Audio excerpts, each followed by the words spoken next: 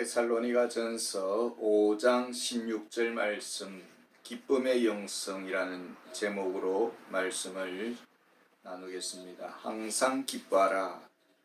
사도 바울은 데살로니가전서의 마무리를 지으면서 그리스도인의 관계에 대해서 다루었습니다. 먼저 목회자에 대한 태도를 사랑 안에서 가장 귀하게 여겨야 된다.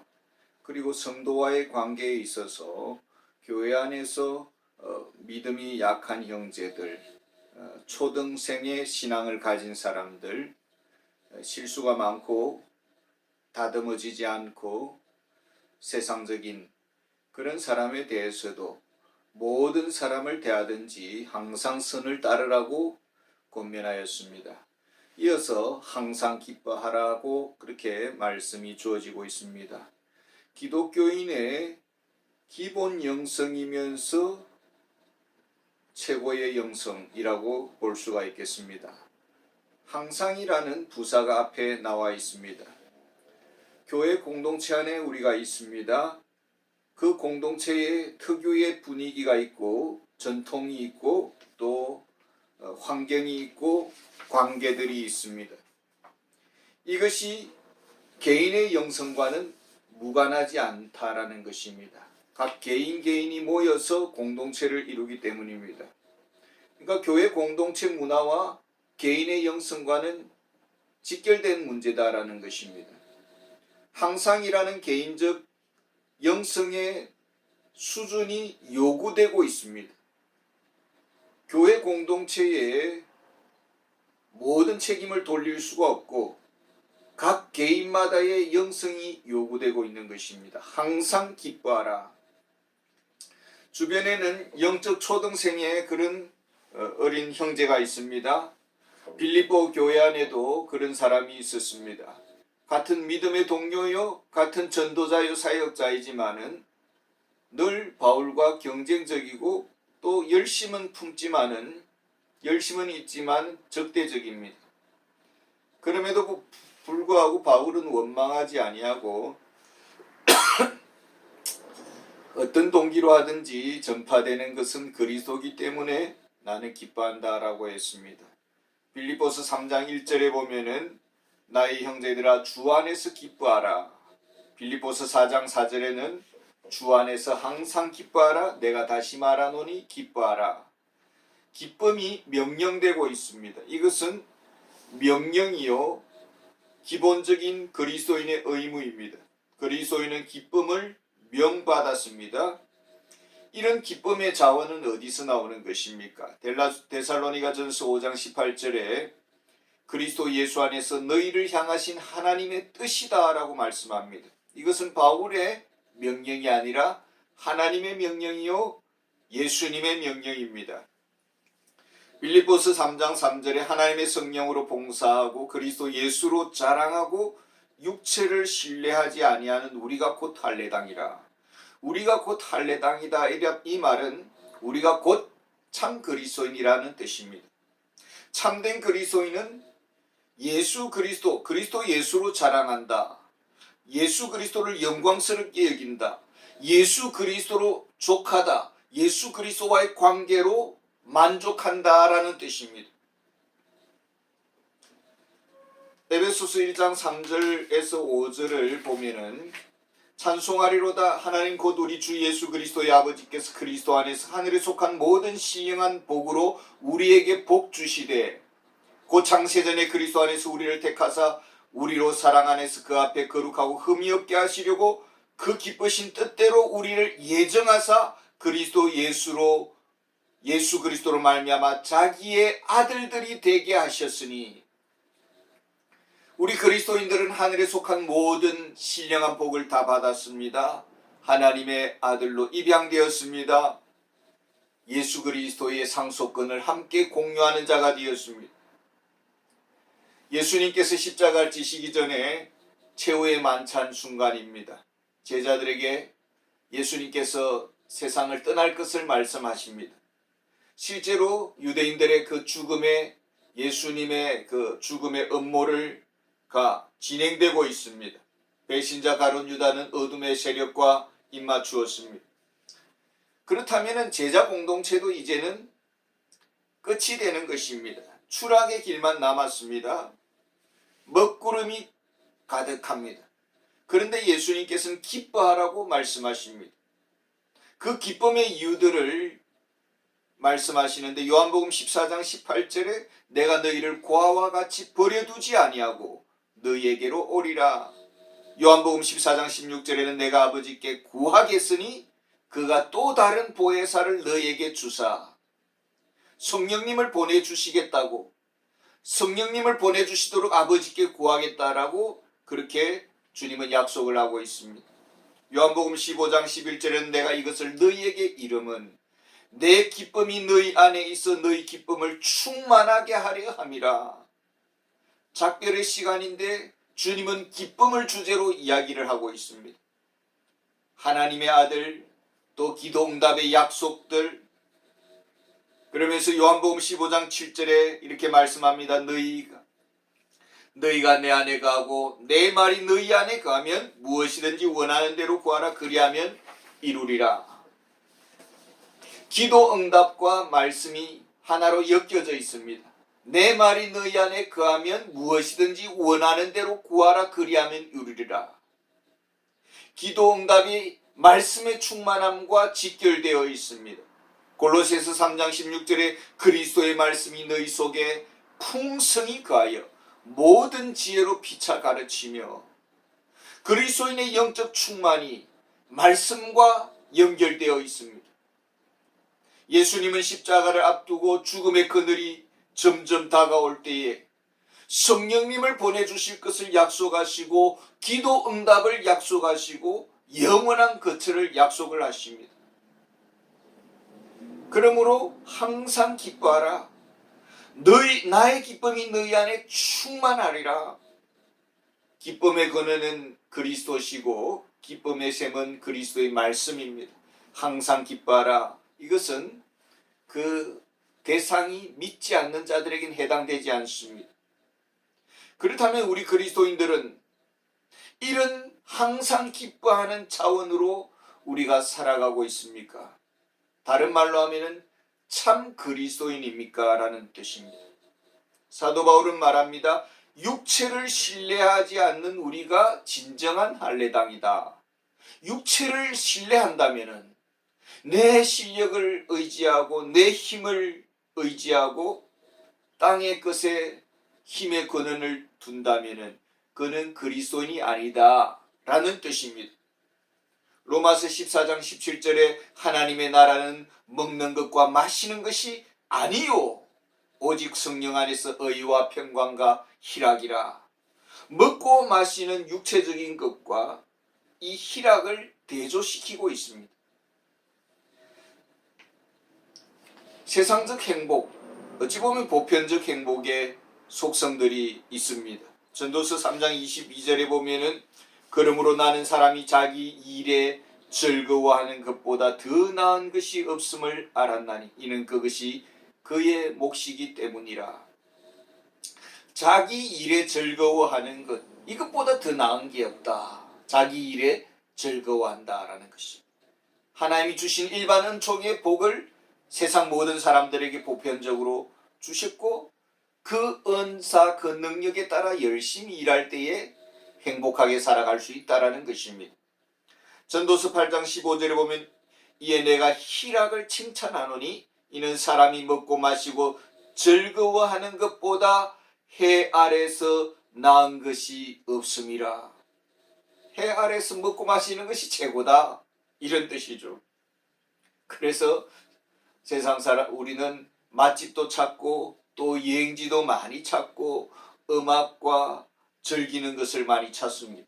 항상 갈망하고 젊을 때는 어떻게 해서든지 대학만 들어간다면, 취직만 된다면, 결혼만 한다면 끊임없는 갈망이 있었던 것이죠. 욥기서 20장 5절에 이렇게 말씀합니다. 경건하지 못한 자의 즐거움은 잠깐이니라.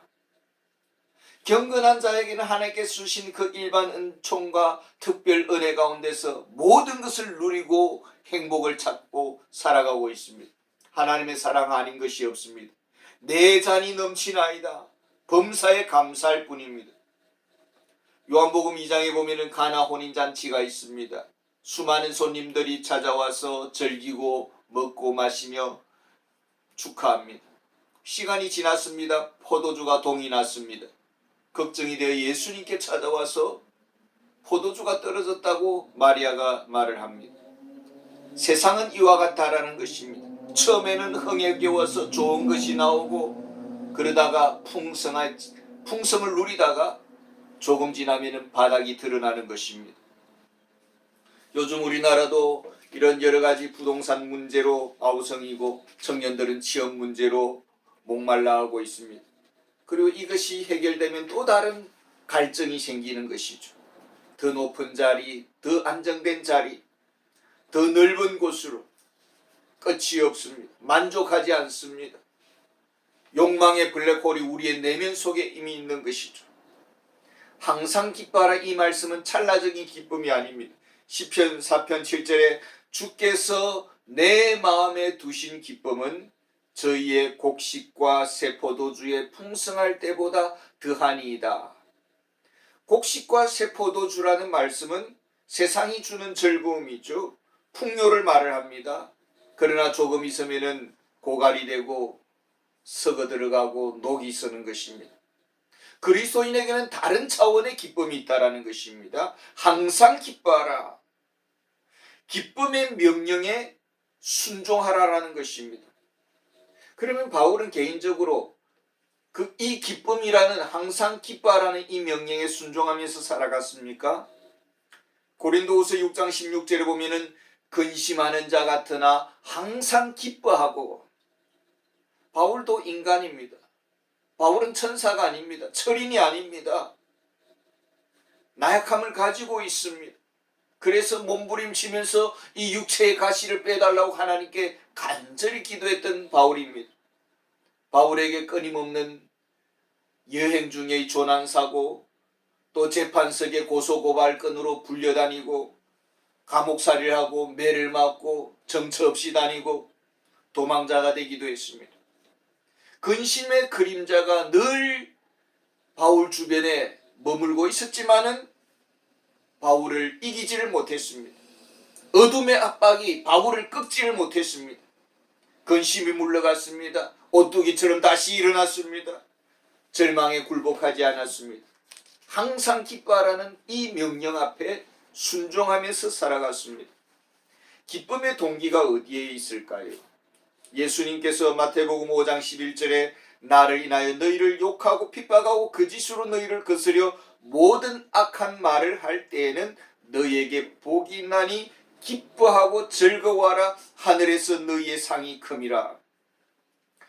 누가복음 6장에도 같은 구절인데 23절에 보면은 그날에 기뻐하고 뛰놀라. 점프하면서 뛰놀라. 폴짝폴짝 뛰면서 기뻐하라는 것입니다. 왜요? 하늘에서 너희 상이 크기 때문이다. 핍박의 환경이 있고 때로는 외면당하고 버림받고 미움받고 비참합니다. 절망적입니다. 그러나 참 그리스도인은 오히려 이것이 기쁨의 원인이 되고 소망을 가지게 되고 하늘의 위로를 받는 기회가 되고 하늘의 상급을 바라보는 것입니다. 근데 살아가면서 항상 우리가 이렇게 기뻐하고 뛰었느냐라는 것입니다. 원망과 불평이 일상적이진 않았는지, 늘 분이 가득하고 어둡고 짜증나고 속상하고. 느헤미야 8장 10절에 보면 여호와로 인해 기뻐하는 것이 너희의 힘이니라. 하나님을 알고 있습니까? 하나님이 행하신 일이 바로 나를 위한 것이고 나를 위해서 지금도 일하고 있음을 믿고 있습니까? 하나님과 교제를 나누고 있습니까? 하나님에 대해서 우리가 공부하고 있습니까? 하나님 안에서 우리가 해답을 찾고 있습니까? 하나님께 의지하십니까? 하나님의 섭리를 믿고 있습니까? 하나님의 주권을 인정하면서 살아가고 있습니까? 로마서 8장 28절에 우리가 알거니와 하나님을 사랑한 자 곧 그 뜻대로 부르심을 입은 자들에게는 모든 것이 합력하여 선을 이루느니라. 그런데 하나님의 주권을 믿지 않고 오히려 사단의 주권을 믿는 사람들이 많습니다. 사가단의 주권 앞에 벌벌 떨고 하나님의 그 기도 응답하심을 별로 믿지 않습니다. 그래서 기도하지 않습니다. 작은 신음의 소리에 주님은 별로 못 듣는 것으로 알고 있습니다. 이런 불신앙에 무슨 기쁨이 있고 이런 거짓의 사고 체계에 무슨 기쁨이 있겠습니까? 기쁨이 왔다가도 7길로 도망갈 것입니다. 요한복음 16장 33절에 세상에서는 너희가 환난을 당하나 담대하라 내가 세상을 이겼노라. 우리가 어떤 문제에 처하든지 의연하게 이렇게 대처를 하고 관계를 너그럽게 가지고 작은 문제 앞에 섬세하게 친절하게 배려를 하는 약자의 소리에 귀를 기울일 수 있는 그런 배려심은 도대체 어디에서 나올까요? 그것은 승리자에게서 나오는 태도입니다. 우리 예수 믿는 사람은 그리스도 안에서 내가 세상을 이겼노라 승리하신 예수님 안에서 우리도 승리자이고 이긴 자들이고 그리스도를 소유한 모든 것을 가진 자이고 하늘에 신령한 모든 복을 받은 자이고 하나님의 기도의 응답을 늘 누리는 사람들입니다. 그리스도인은 하나님의 능력 가운데 사는 자들입니다.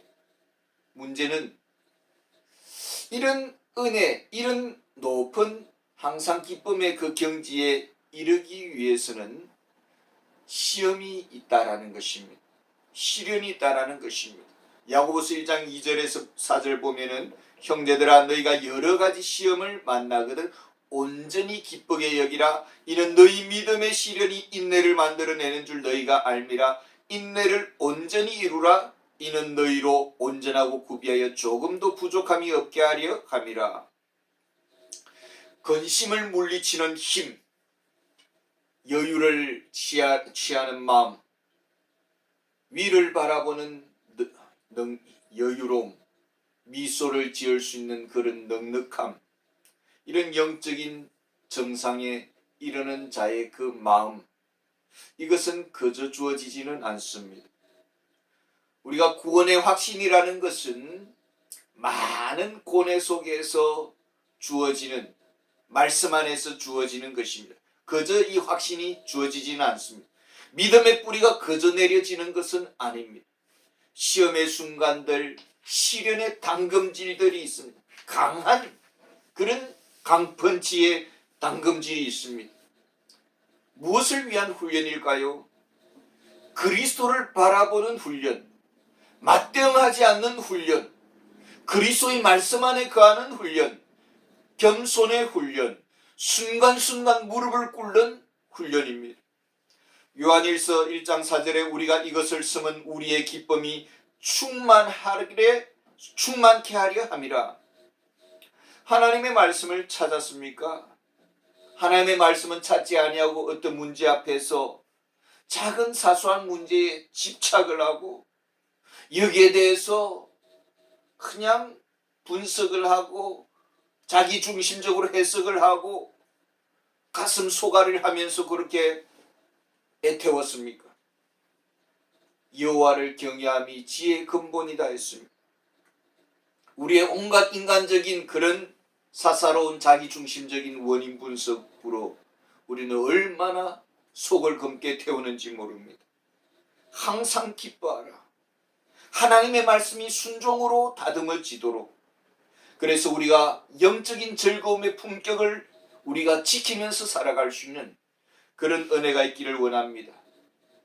기쁨의 그 순종이 우리 안에 능력으로 임하기를 원합니다.